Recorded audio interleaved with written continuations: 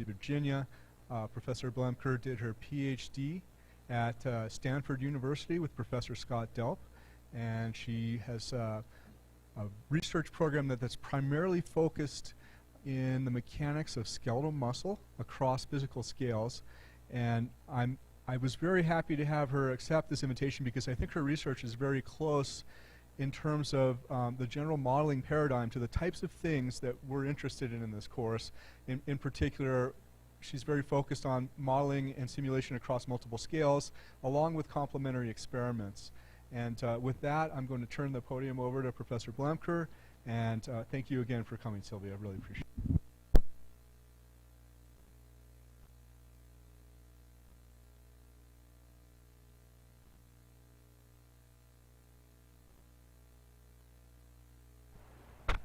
Yes. That's good. Hello. Well, it's exciting to be here. I haven't been to this conference before, or this workshop, though I've had a few students come in the past, and Adrian Williams here is here representing the lab this year. So I actually went, I came, do you remember this, Jeff? I came out to visit you when I was a graduate student. Do you remember this? When I was starting this talk, I went through, you have your long list of presentations, and I have this Utah 2003 talk. So I was just curious and opened it up. It was pretty funny. But I'm interested in computational modeling of skeletal muscle, and I got excited about the potential for finite elements and continuum mechanics as it applies to skeletal muscle. At that time, people weren't really using continuum-based approaches to modeling muscle, and actually even at that time, Jeff was really valuable to me as I developed some of the constitutive framework that we're still using in the lab. So before I dive into the talk, I also wanted to give a little plug for University of Virginia and the Biomedical Engineering Department. As Jeff said, I'm a primary in the Biomedical Engineering Department. I have courtesy appointments in other departments, mechanical engineering, orthopedic surgery, and ophthalmology. And so that's a reflection of the interdisciplinary nature of our program and the fact that our BME department sits both in engineering and medicine. So it's a really exciting opportunity for students to train in an environment where they get to interface with lots of engineers, but also be in clinics or even work with basic sciences in the School of Medicine. So we're always recruiting graduate students, postdocs, faculty, so keep us in mind as you move on in your careers. So back to my title. I have this sort of long title that is a mouthful, but I decided to retitle it a little bit kind of when I was sitting in the room this morning, as you guys were going through a lot of mechanics this morning, a lot of equations. And so if, you might have been thinking to yourself, what did I get myself into? Why am I doing this? So I decided to retitle my talk, Why Model? I'm going to talk a lot about the different types of modeling projects we've done in the lab and some of our techniques, but there's going to be a flare of why are we doing this in the first place, because I think it's always important to keep that in mind, both to motivate you for doing all this stuff, but also to really focus your modeling efforts to gain the key insights that you want to gain.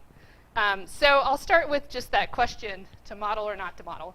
So why even model in the first place? There's, in the world of data explosion, where we could be out there collecting data, why are we generating our own data instead of going out and collecting data? Well, I'm going to first quote Hamlet. So Hamlet asked to be or not to be, right? So he was thinking in the context of life having so much hardships, why even live at all, right? He was very pessimistic view on the world, and so you could think the same thing in model. Is it worthwhile to create models when they contain so many hardships? I saw all your. I love sitting in the back there and seeing. I saw a bunch of screens of like FE-bio numbers coming through, and I just, you're sitting there crossing your fingers. Is it going to work? Is it going to converge? Blah blah blah. It's the highs and lows. So why even do it? Is it worth it? Well, Hamlet would say due to fear of death. So maybe our analogous statement would be due to fear of experiments. I don't know. Some of us don't really like to use our hands very much, and we want to stick with the computer. So that could be a real thing, but maybe that's not the best answer. So maybe an alternative answer to maybe Hamlet's, depending on what your faith in life or whatever is to live out our purpose in the world, have an impact. So we're here because we want to have an impact. Similarly, maybe we're using our models to maximize the impact of our work. So that may seem obvious, but I think it's important to realize all the time is that really the point of the modeling is to maximize the impact and relevance of the science that we're doing. And if you're thinking about where your work is headed. So in the context of the modeling that we do, there's a few ways in which modeling can maximize the impact of research. So one way I think about it is the scale of these guys are sort of are kind of reminiscent of how I sort of think about models. You know, if you think about what we know about for example, the human body, it's still pretty small, right? There's a lot that we don't know about biology and biochemistry, all these things that govern how our body works. But in a model, we can sort of pretend like we know a lot. We stick everything we know in the computer, and now we know a lot, but we can also really dive into it and study it in detail. And we can do things like tease things apart to explain an experimental finding. We can put in enough in the model that can replicate an experiment that maybe can really understand what's going on. We can uncover cause and effect relationships, do what-if scenarios, simulate treatments or surgeries or whatever it is. Also estimate quantities that are not measurable. So oftentimes there's just only so much you can measure, whether it is that you're studying humans and there's only so much you can measure in a human, or maybe it's just something you're interested in, something that is simply not measurable. A model can give you insight into that. Or determine congruency between experiments. Again, now that there's so much more experimental data out there, also so much more issues with reproducibility, where one paper says one thing, another paper says another, models can be used to really figure out who's right and who's wrong, or maybe both people are right and they just did it differently or whatever. But models can be that linker between experimental studies. But ultimately, what we're trying to do is kind of do all this really kind of cool, interesting stuff, but lead to things that actually drive a field forward, to lead to unforeseen hypotheses that ultimately could inform new experiments or treatments. So kind of thinking forward and saying, okay, the ultimate goal of the modeling is actually to move out of the modeling realm and do something that's going to affect the outside world.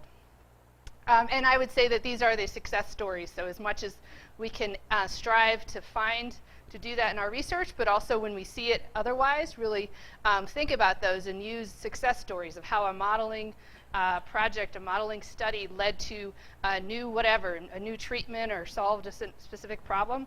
Looking for those in your field or outside fields, and realize that those are really important in order for us to advocate the importance of computational modeling in medicine.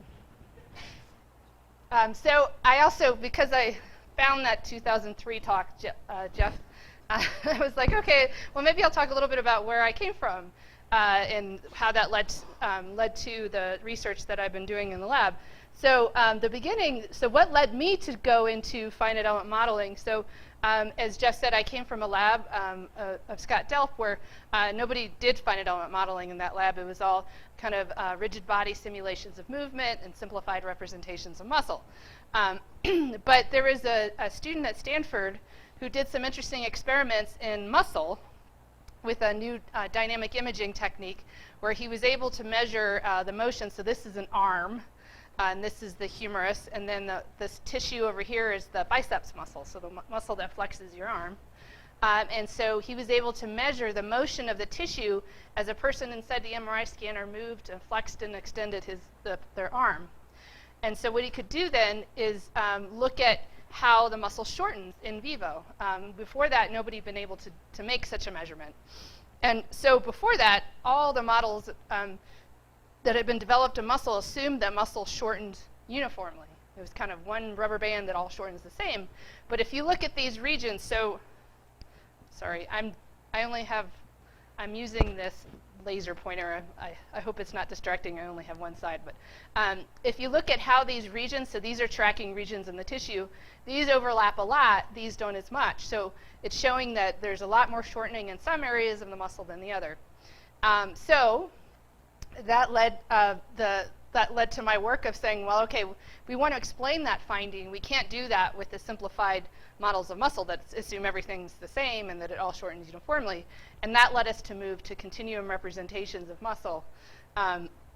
So that was developing a finite finite element model of the biceps muscle is a very simplified geometry at that point, and predicting, so change in length or strain as a function of length along the muscle. The shaded is the experimental data, and the dashed line is the model. I was able to develop a model that replicated that experiment and then go into that model and figure out what about the specific architectural features of the muscle were contributing to that strain deformation pattern. So that's where I started. So that was like that first bullet of explaining an experimental finding. I guess then I just got hooked and stayed and doing this kind of thing. One thing that got me hooked is that muscle is really hard to model correctly.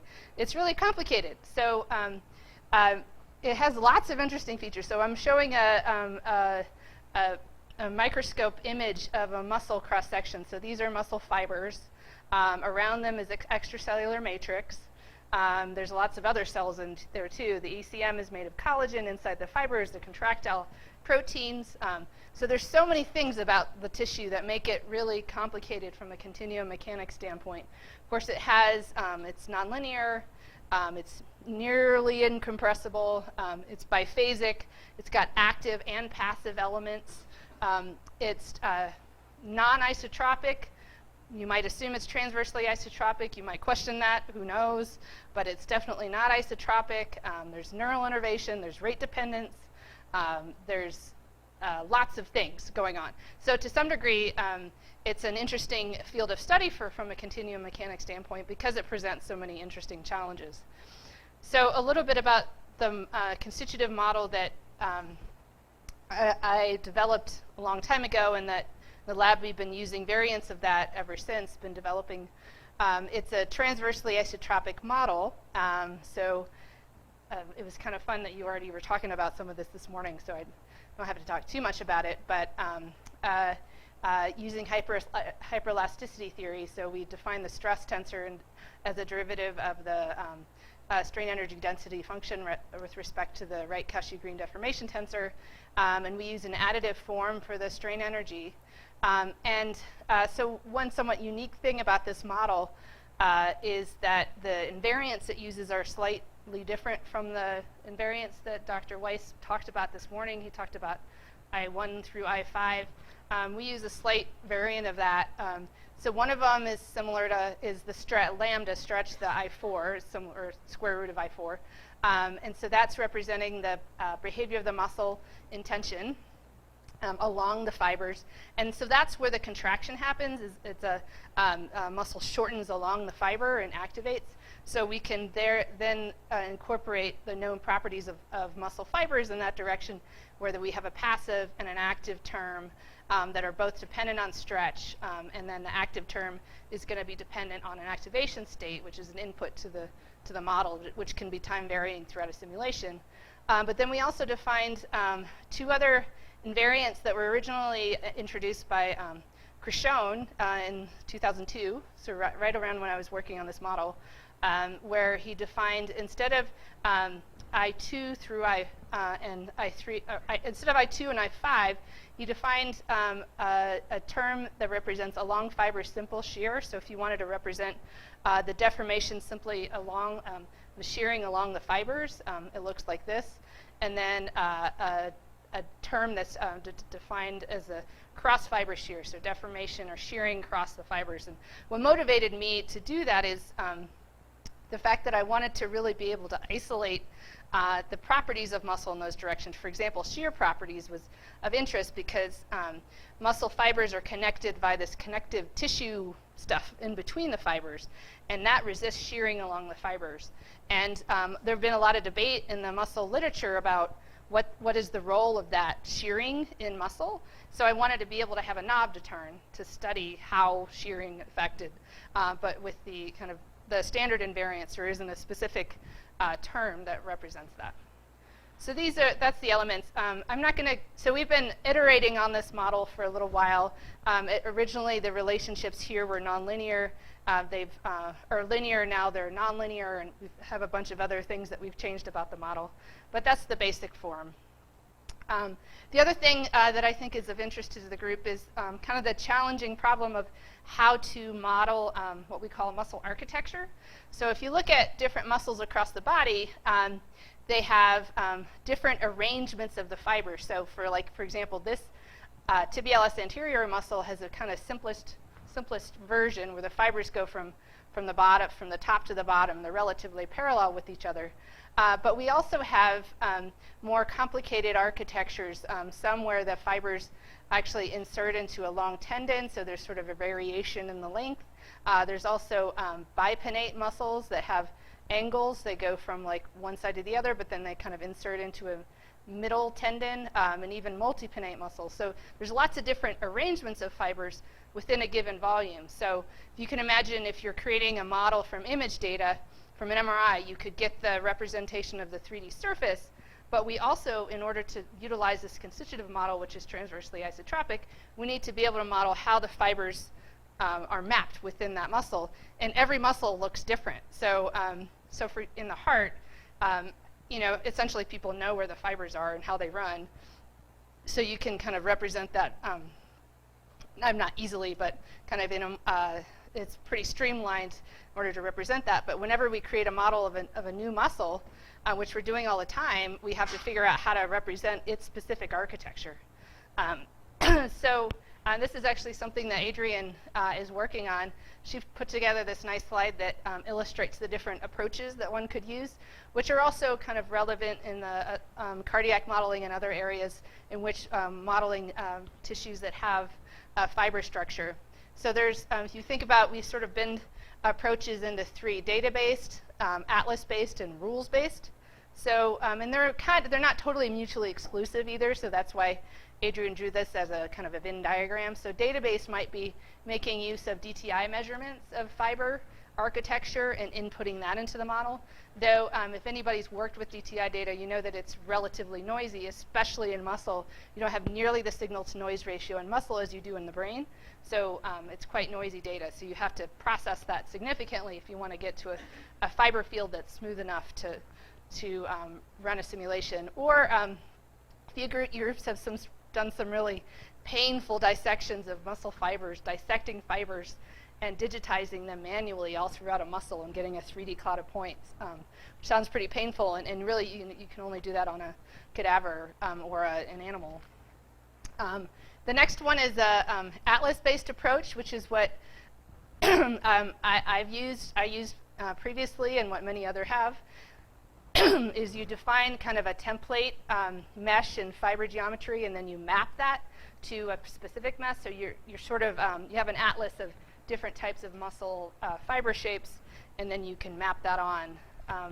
But then the third one is this rules-based, and we're the method that we've started to adopt in the lab, we would call rules-based, which is more saying things like, well, we know muscle fibers originate on one end and terminate on the other, and we know that they behave in certain ways, so let's model the muscle that way. And it turns out that you can use fluid simulations to do this, which sounds pretty strange. So we're modeling muscle fibers with fluid dynamics. That makes no sense whatsoever, but maybe after this slide you'll understand. So the way that we're thinking about it is that the properties of a viscous laminar flow resemble those of the way muscle fibers look. So for a laminar flow, it's consistent because fascicles will not reverse directions abruptly. Viscous, because fascicles are coaxially aligned. For example, you know, this would be, for the laminar example, this would be a turbulent flow versus laminar, and we know fibers look more like the laminar case than the turbulent case. And incompressible, fascicles don't branch. So fascicles, as they're moving, they stay next to each other. You don't have like holes inside the muscle. So those are, that's sort of how we've start to think about why a fluid simulation might resemble that of a muscle. Actually, and I've spent a little time talking to developmental biologists about how muscles form in utero, because they actually do form, fibers extend from the tendons and merge. So there's some sort of notion that they could sort of flow towards each other, but that's a very hand wave situation. But here's what it might look like. So here's the hamstrings muscle, the biceps femoris long head, and the leg. And here's an example of how the fibers flow. So it's sort of illustrating the path of the streamlines in the field. So they originate on one side and they're flowing and insert on the other side. So this is an example that Adrian has developed of the gastroc model, a muscle, gastrocnemius muscle in the calf, where she has a 3D model that she created from MRI data, and she's defining the inlet and outlet conditions of her flow field based on where the fibers attach. So we know the fibers attach into two tendons, and actually sometimes we call those tendons aponeuroses because they're not just an external free tendon like you might imagine the Achilles tendon. They're actually tendons that come into the muscle and the fibers insert into them. So they're kind of tendons within the muscle, but the fibers insert there. So there's the inlet where the fibers start and then the outlet where they go. And then here's what a flow field might look like, where you can see the inlet condition here and the outlet condition, and the color coding here is actually fluid velocity, which we're not sure actually means anything or not. We're sort of curious whether it does, but what we're most interested in is the streamline that comes out of this analysis. And then Adrian's been validating her models by comparing it with whatever data she can get her hands on. For example, this is comparing the distribution of fascicle lengths that she gets from her model. So it's a histogram of fiber length. So you can imagine with a complex shape like this, you're going to have some really short fibers, some really long fibers, and some in the middle. And she looked at her means and compares it to literature values, and they're right on. They're looking really good. She's also in the process of looking at ultrasound as another way to validate what she's getting from her model. So because it's a rule-based approach, we need to cross-validate it with other experimental measurements. Otherwise, it's just kind of a made-up thing. But most of our comparisons have looked really solid. There was also another paper that came out of a former PhD student in the lab who's now in New Zealand, where he compared what he gets from CFD models with DTI data, and he gets very favorable comparisons.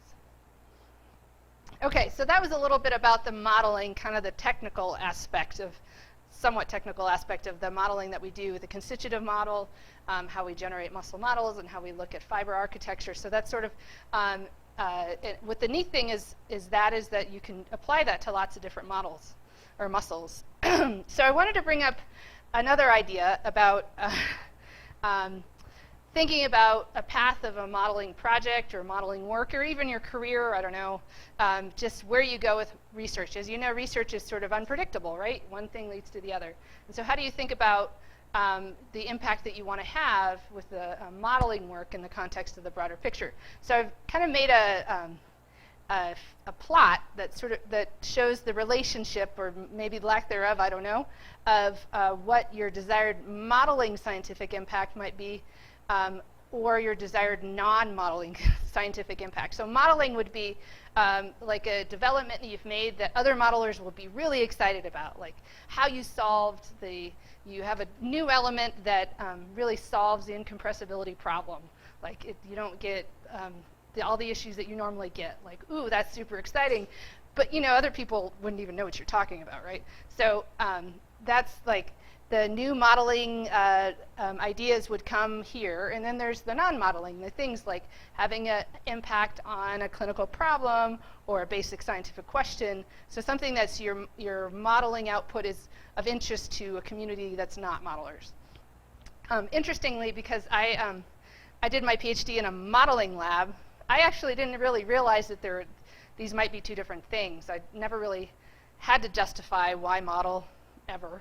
Nobody really questioned me until I became a professor, and I had to write grants and papers, and people questioned it all the time.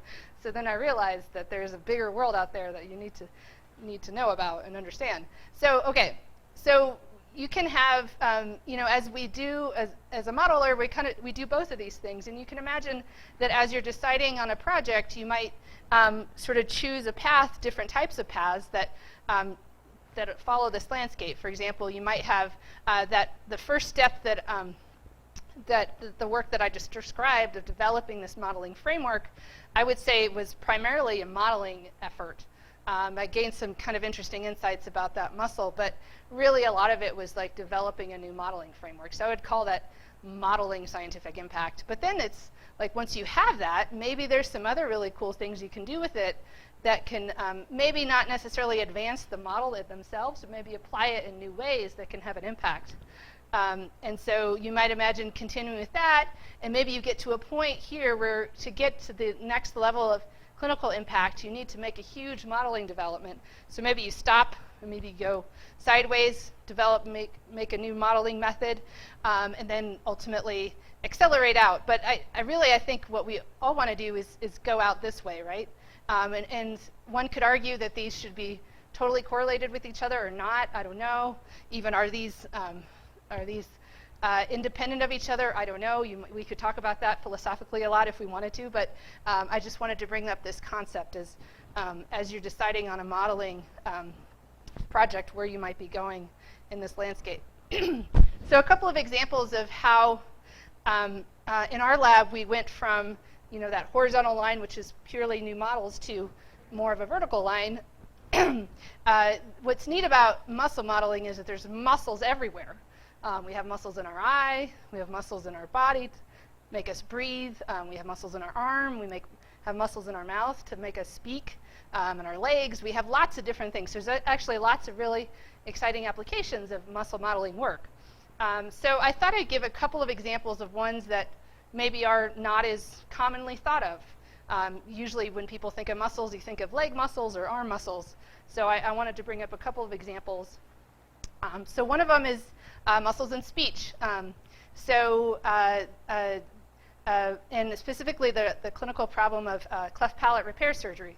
So it turns out in the roof of your mouth, there's muscles. So there's bones and muscles. And a cleft palate can be combined, is essentially a hole in that area. And it can be combined with a cleft lip or not. But the cleft palate is really the hole that's in the roof of the mouth. A child is born with that. It's a congenital birth defect that needs to be repaired. So if you don't have a hole, if you have a hole in the roof of your mouth, it creates a fair amount of difficulty. Number one, you can't really eat. And two, you can't talk, really. Because if you look under there, there's the hard part, but then there's some soft stuff, which is called the soft palate, where there's some important muscles in there and soft tissues that are required for eating and speaking. So in particular, there's this one muscle called the levator veli palatini, which is back there, and it's a sling-type muscle that moves the soft palate up and down as you're talking and eating. So if you look, this is now like a sagittal section of the head. So here's the mouth, here's the tongue, which is enormous, by the way. It's a crazy muscle. So here's the soft palate. So there's muscles going in here, in and out of the page here, that move that soft palate up and down as you talk. So as it's contracting it, so it's coming out of the page, and it moves this thing up and pushes it against the back of the throat.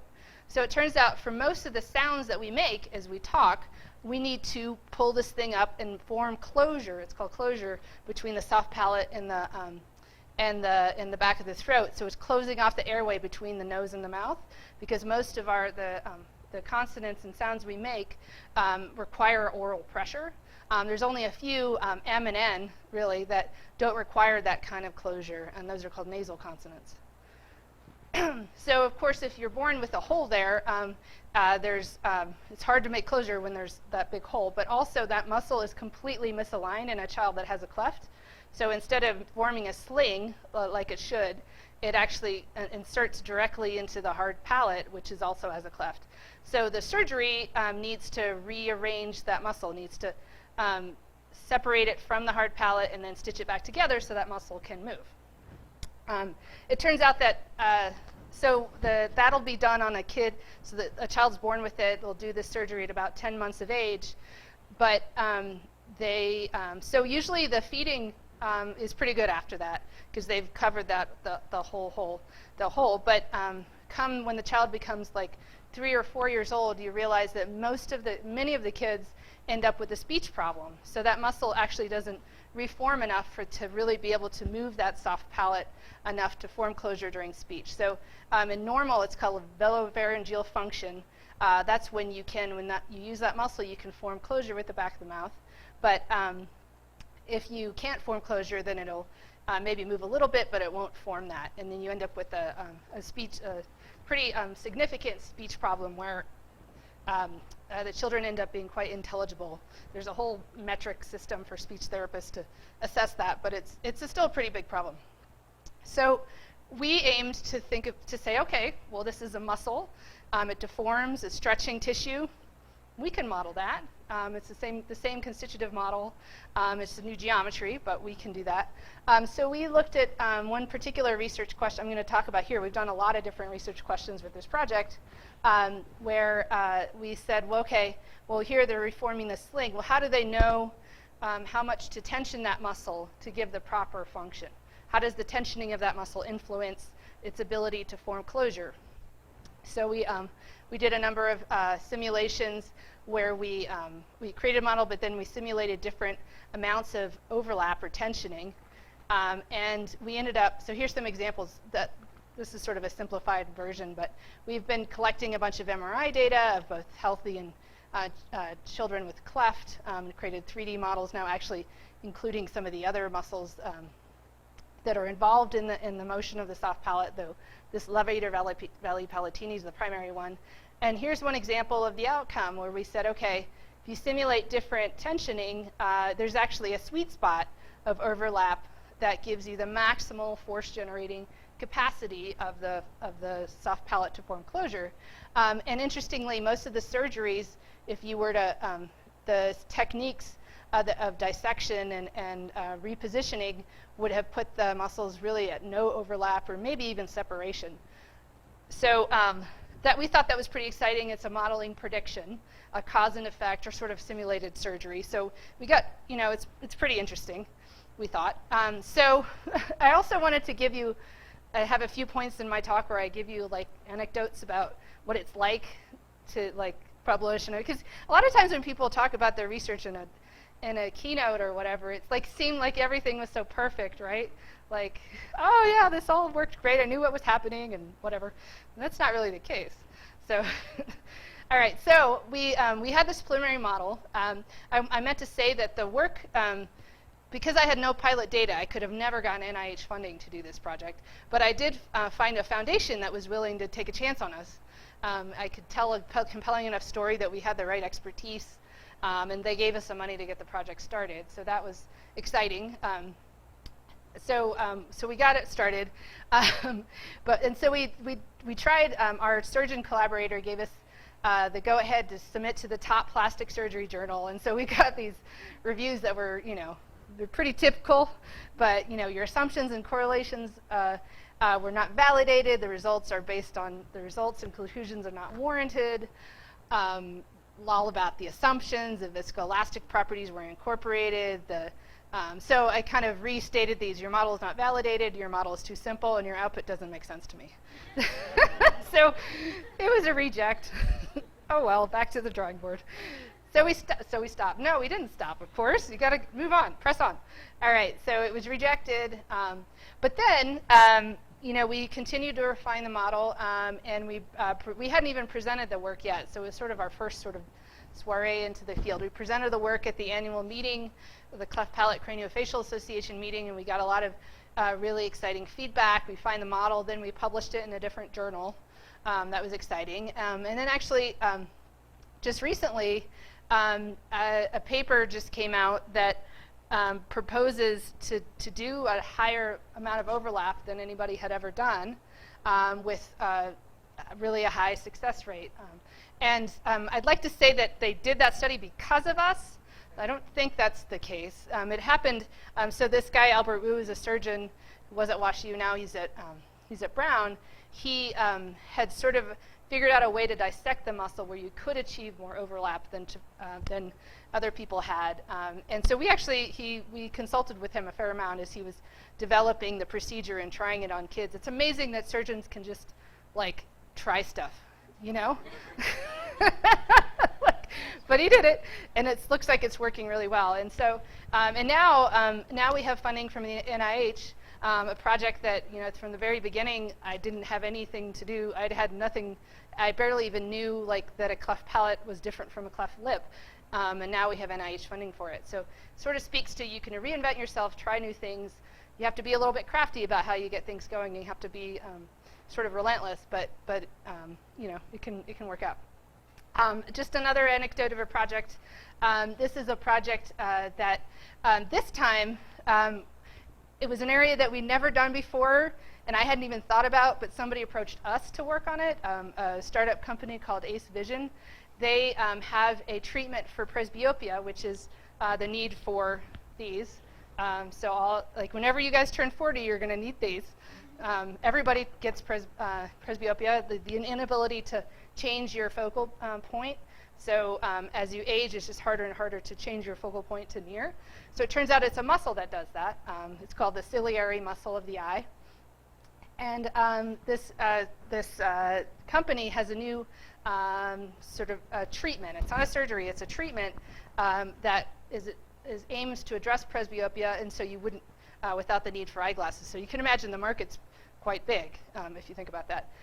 But they're kind of, their viewpoint is very different because normally in ophthalmology, people don't think about muscles being important for presbyopia for whatever reason, even though it's a muscle that's involved. So they came to us to develop a model to kind of explain and explore the mechanism of their treatment. So we developed a 3D model that got quite complicated. This is the muscle in here that has 3 fiber families. Here's the lens of the eye, here's the cornea, here's the scleras outside of the eye. The muscle is attached to this lens via a network of what are called zonules that are kind of like really tiny little tendons. We can simulate ciliary muscle contraction. We compared with a bunch of experimental data where the deformation of the muscle is measured with this really small ultrasound probe. And we got results. So I'm speeding along, but this is another interesting setting where, because it's funded by a company, ultimately they just said, well, how should we design our clinical trials? And you can imagine my graduate students kind of like nerves, like, okay, wait, I'm supposed to tell them what to do based on my model? So it's been an interesting, so she actually helped design a preclinical, which is a monkey experiment that they're doing. And you know, the point that we realized is that it's actually much more informed, the clinical trial is much better informed with a model than it would have been otherwise, because she needed to figure out, essentially her treatment is a set of laser ablations to the external part of the eye, the sclera, to make the sclera tissue more compliant, which allows the muscle to contract inward. But she had all these potential patterns to do and all these potential densities of treatments. And what Katie was able to do with her model is essentially narrow it down and show her, okay, you don't need to try all these. You only have 6 monkeys. You can't try like 8 different things. But here's what a difference you'd expect to see. And she even powered the study off of her modeling prediction. So it's another kind of interesting example of how you can push your model to do something relevant, maybe a little bit uneasy, but at least it's a preclinical trial before the clinical trial happens. Just the last tidbit I wanted to show, kind of going back to this, is these are kind of nice examples of where we went more, where we kind of veering up to the clinical impact. And so how in a research program you might be sort of straddling all of these when your fundamental is kind of expertise is in the modeling. So I thought I'd give a little overview of another project, a relatively big project in the lab on Duchenne muscular dystrophy, which this is really one of the projects that does this multi-scale, as Dr. Weiss was mentioning, where we have to consider multiple scales to really tackle the problem. So Duchenne muscular dystrophy is it's a disease of the muscle, another genetic disease, which is caused by a mutation in the gene that encodes for the dystrophin protein, which is a protein that connects the contractile apparatus of the muscle. So this is a sarcomere. So this is where the muscle force is generated within the muscle fiber. It connects that all the way out to the extracellular matrix. So it's a linker protein, essentially. And so boys that are born without this dystrophin protein have what's called Duchenne muscular dystrophy, which is pretty bad. So the boy, you might be first detected when they're about 3 to 5. Otherwise, they seem somewhat healthy, but they're having some difficulty with walking and standing up. But then soon after they're diagnosed, they become weaker and weaker and have dramatic changes in their walking pattern. If you look inside the muscle, so that would be kind of a macro scale observation. If you look in the muscle, you're starting to see the muscle doesn't look as healthy anymore at the tissue level. The fibers are getting smaller. You have connective tissue in there. You have a bunch of inflammatory cells. And then ultimately, by early teens, the boys, it only affects boys, will be in a wheelchair. And if you look inside the muscle, it looks very damaged and diseased. You'll have fatty infiltration, connective tissue, necrotic tissue. And boys with DMD they now can live into their mid to late 20s, but usually wouldn't live past early 30s because it affects all the skeletal muscles and even the heart. So it's a pretty devastating disease. Interestingly, it's kind of initial source of the initial issue is just lacking that dystrophin protein, which is primarily has a bunch of functions, but primarily is thought to mechanically protect the fibers from damage during contraction. That's sort of thought as its main role. And so what people think is that because the muscles are being used, that they'll get damaged over time much more than a healthy muscle would, and that's what leads to the degeneration. So one question that we thought about early on, so I've been interested in this problem for a long time, and I'll tell you the kind of anecdote of how the project developed in a minute, but one of the questions we got compelled by that we thought models could be useful for was why do some muscles degenerate more quickly than others in DMD? So actually, if you look at an MRI scan, so of a healthy person, it's a healthy person, all the muscle is dark. That means in this type of scan, that means that it's healthy. But this is the MRI scan. This is a thigh of a boy with Duchenne muscular dystrophy. So the white pixels indicate fatty infiltration, which is thought to be the marker of damage. So as the muscle becomes damaged, it'll essentially get replaced with fat tissue. So interestingly, if you look across even this one cross section, you see some muscles that are highly degenerated, highly replaced with the white pixels. Some that almost have no white pixels whatsoever. They look pretty good. And then some muscles in the middle. So all of these muscles lack the protein the same way. They're not different from each other when you look in a microscope, but the manifestation of that disease actually varies between the muscles, and even though they're kind of next to each other. Embryologically, they're similar. Lots of things are similar. So, we're developing models to kind of tackle that question because we feel like answering that question could have lots of important implications on treatments for DMD. Right now, there's literally no treatment. There was the first FDA-approved treatment, but it doesn't actually have any clinical benefit. So so yeah, there's a whole story there.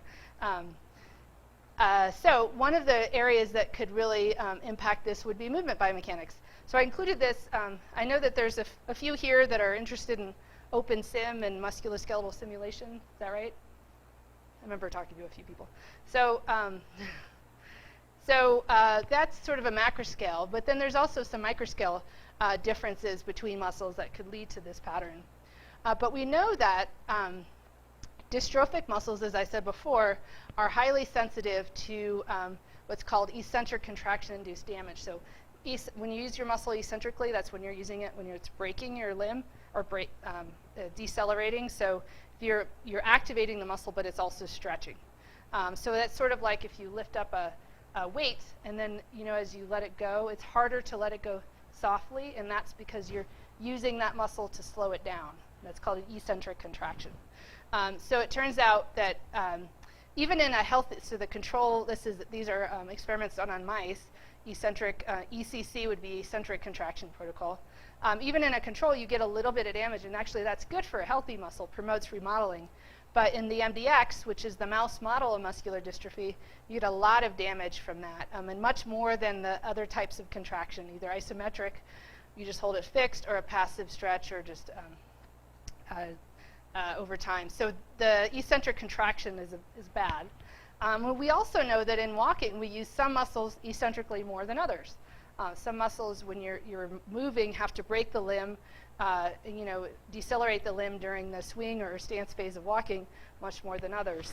And this is a metric of that. Negative work would be the work is defined as the force times displacement. So negative work would mean that the force and the displacement are opposite, which would be eccentric contraction. So some muscles have a lot of negative work and some don't. So we thought to correlate these to see. So we used this OpenSim model of walking that was actually already published. So that made it quite nice. Another kind of nod to the utility of open source and sharing models is that we were able to use a model that was already established. And based on it, we could quantify the amount of negative work during gait of all the muscles of the leg. And then we could compare that with the percentage of fatty infiltration that had been observed in a number of studies. So then we aimed to correlate them. So the question is, did the fatty infiltration relate to the negative work? And lo and behold, there's a correlation there. And that's even using data from average data from one data set compared to walking motion of a healthy individual. So that shows that there's potentially something there. So in general, the muscles that are damaged more are also the ones that we use eccentrically during walking, with the exception of, here's one outlier, and that was for the lower limb. The same thing holds for the upper limb as well. So that gave us some interesting results. Essentially, great pilot or preliminary data for a grant, essentially, was this. But the other thing that it's good to do the negative control. So if you compare the fatty infiltration with the positive work during walking, which would be the muscles used kind of the way you more typically think about them shortening, then you don't see a correlation. It's kind of a nice negative control. The thing is that there were those outliers. And now what we're interested in is the fact that actually, if you look within the muscle, this image sort of shows it, but there's some other nice data that shows that actually you look at the distribution of fatty infiltration in the muscle, it's highly inhomogeneous. Adrian is working on developing models, finite element models, and relating that to the pattern of degeneration to see if within a muscle that the regions of more degeneration also correlate with regions that undergo more stretch in the muscle. So a couple of other things that we're doing, kind of speaking to the multi-scale, is that was sort of a macroscale thing. We've also gotten interested in the microscale mechanics of DMD muscle. So if you look at images of muscle through a microscope, and a healthy muscle looks nice and filled with muscle fibers, but in the dystrophic muscle, of course, you see lots of variability in fiber size, and you see this fatty infiltration. So we are interested in modeling that and understanding how the microstructure influences the tissue mechanics and the damage susceptibility. So we developed models of muscle cross sections. I'm just going to where we wanted to model variability in the cross section of the muscle. So we modeled things like variation in fiber CSA, fibrosis, and fatty infiltration. But we also actually included some effective anatomical variability, sort of stochasticity in different shapes of fibers, so that to make sure that our conclusions weren't just sensitive to like the specific geometry we were looking at. We delved in a little bit to the micromechanics. So you're just sort of in FE Bio, you can do some multi-scale analysis right now. You have like a micro model that links to a macro model, right? So this is sort of focusing on just the micro model for now, is looking at how the properties of this is a fascicle or bundle of fibers influence the tissue properties. And we're actually including links that represent the function of that dystrophin protein.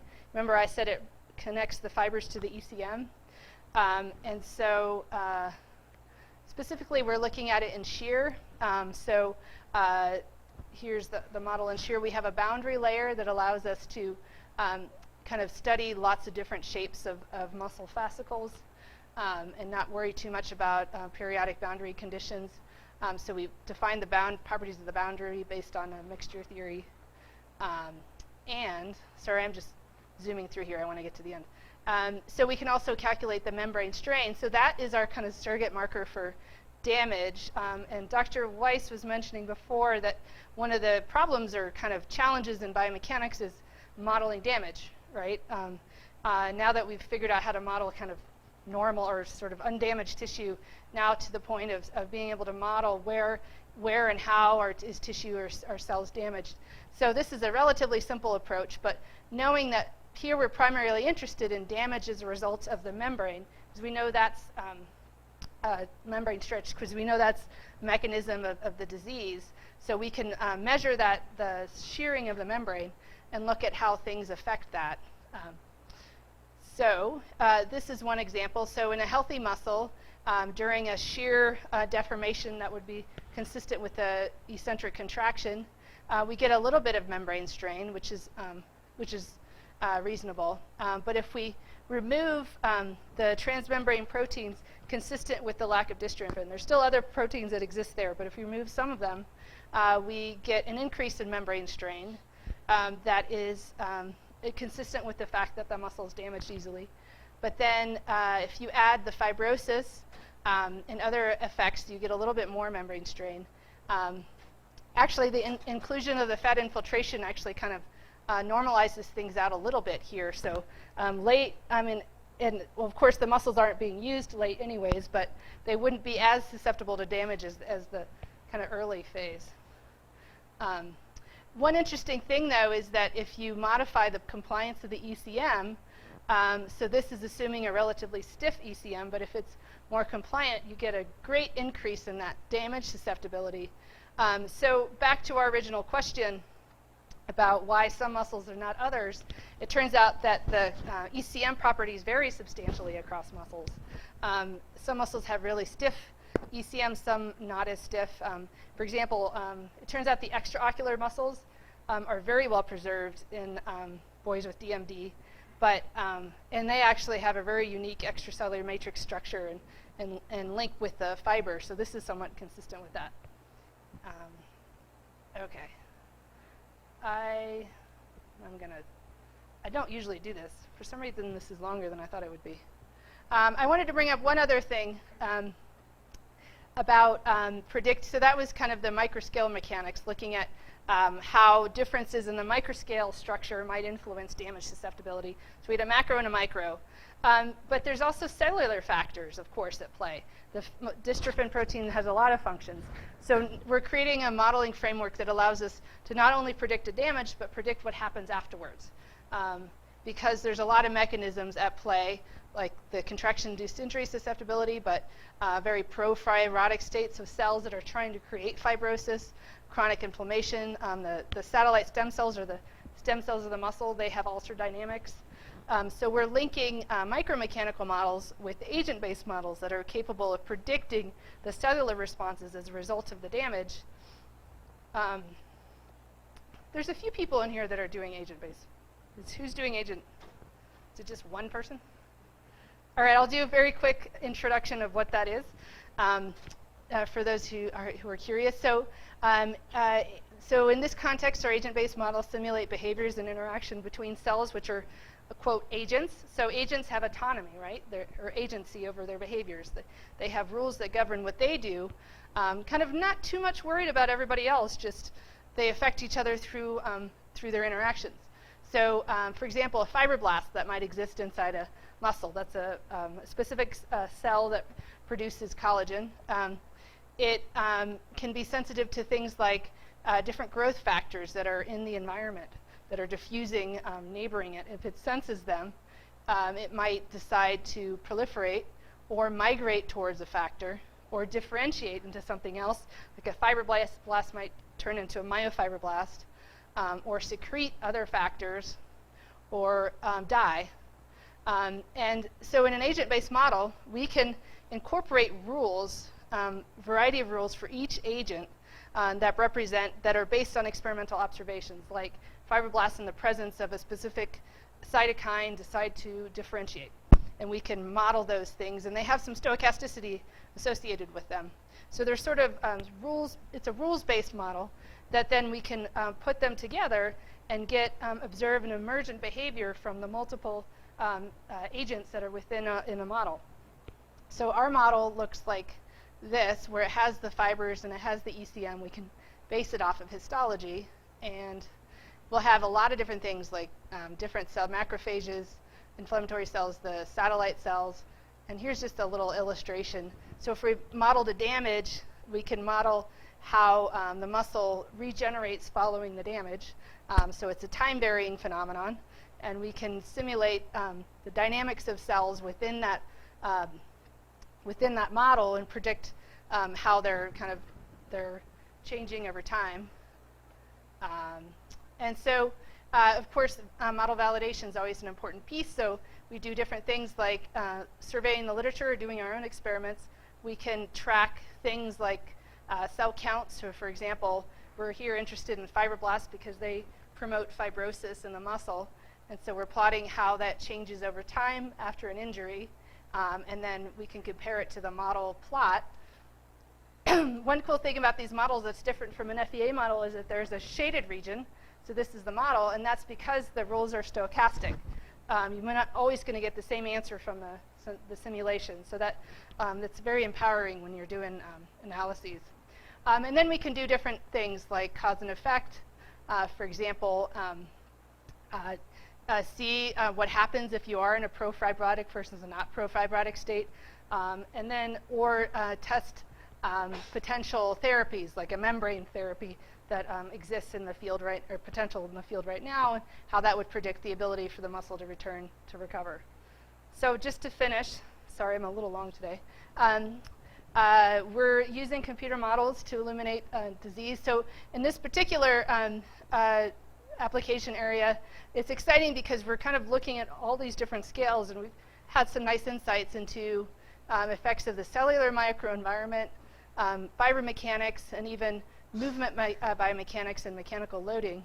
And so we're ultimately now have a 5-year grant to link these scales in a modeling framework and have kind of a multi-scale analysis that's able to account for these interacting mechanisms between the macroscale and the microscale. So this is a project that I wanted to get going on when I first started as a professor. I wrote my first grant on it when I think I was my second year. And I think I got triaged first. Then I tried again. I think I got like a 50 or something. So then I sort of stopped on it for a while, and then I kind of rebooted and wrote an NSF grant that was describing this idea of the agent-based modeling, a little bit of how to model adaptation. So it was really like kind of more basic, fundamental, not really the clinical problem. And then now, I think it's been, since I wrote the first grant, I think the first grant I wrote was in 2007. And so now I have 2 grants from the NIH on it. So it took like a long period of time. But if you kind of keep on with it, do plan B, then you ultimately get there. So anyways, modeling is an adventure. It's pretty noisy.